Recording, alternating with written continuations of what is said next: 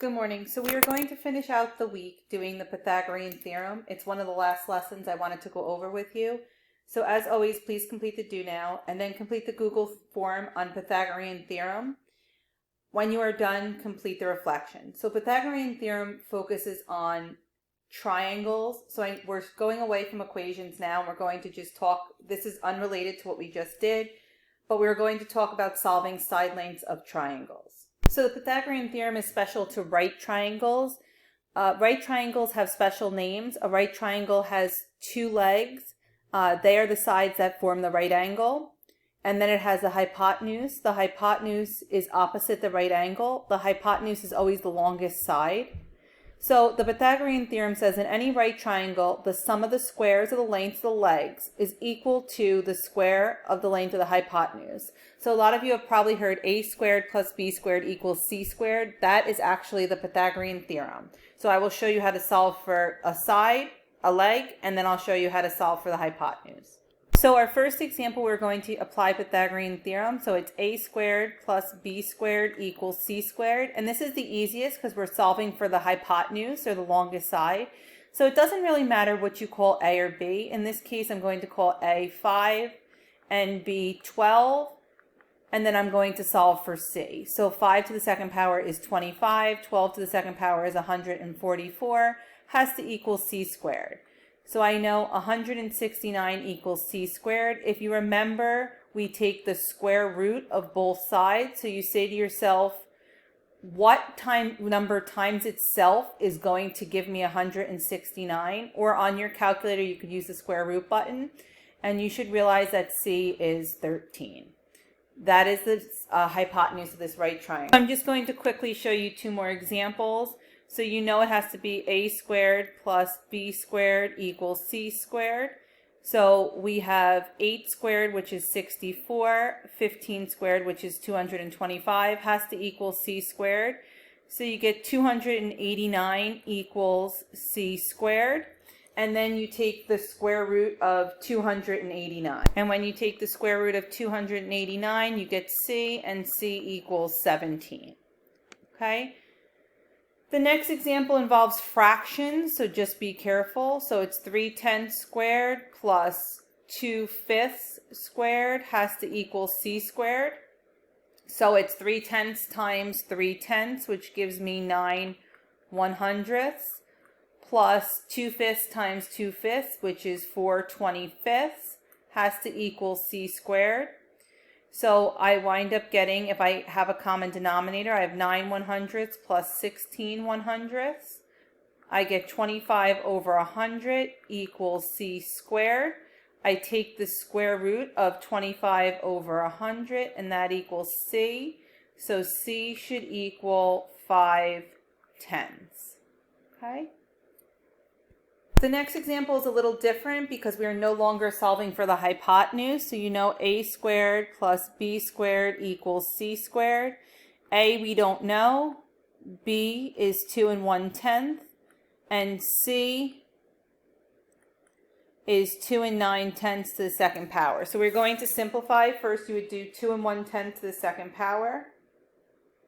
And you get a squared plus 4 41/100 equals, now you do 2 9/10 to the second power, which is 8 41/100. Now you have to solve for a squared, so you're going to subtract 4 41/100 from both sides, and you get a squared equals 4. You take the square root of 4 to get a, and a equals 2. I will show you two more examples. So in this case, we're solving for b squared. So a squared is 16 to the second power plus b squared has to equal 34 to the second power.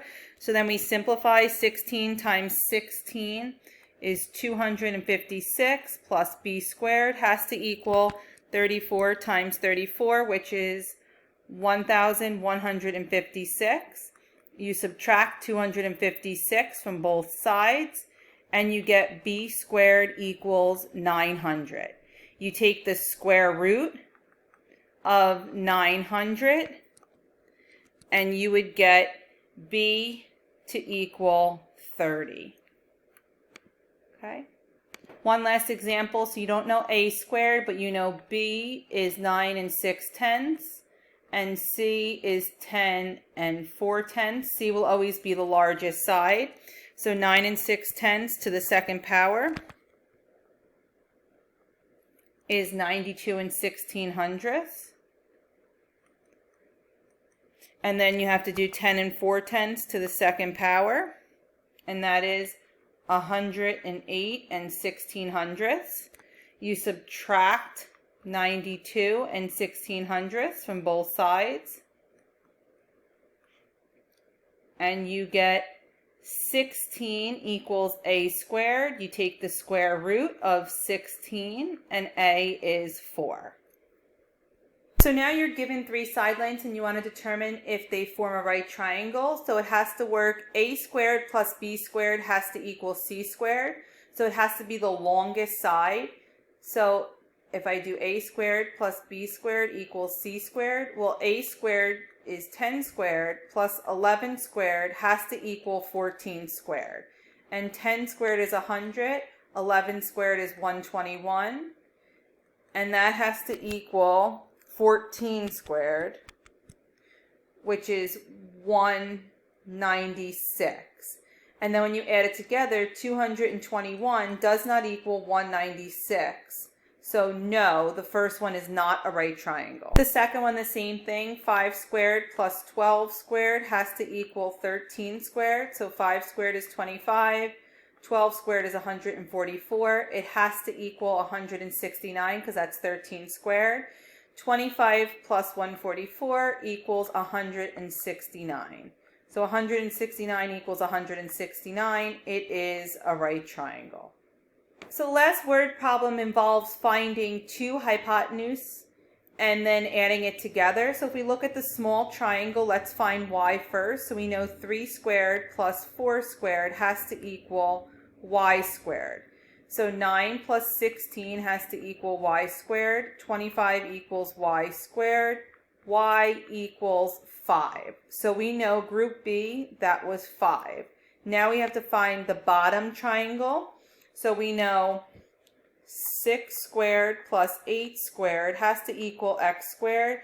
6 squared is 36. 8 squared is 64 equals x squared. 100 equals x squared. X equals 10 because the square root of 100 is 10. So now we want to know how far apart group A is from group B. We would add 5 plus the 10, and they are 15 kilometers apart. So as always, try your best. If you need help, you can join Zoom at 11:30 a.m. Use the link you received in your email. Remember, it's solving for Pythagorean theorem. It's a squared plus b squared equals c squared, where a and b are legs. So a and b, they're the legs, and c is the hypotenuse. And the hypotenuse will always be the longest side of a triangle. If you have any questions, you can also email me.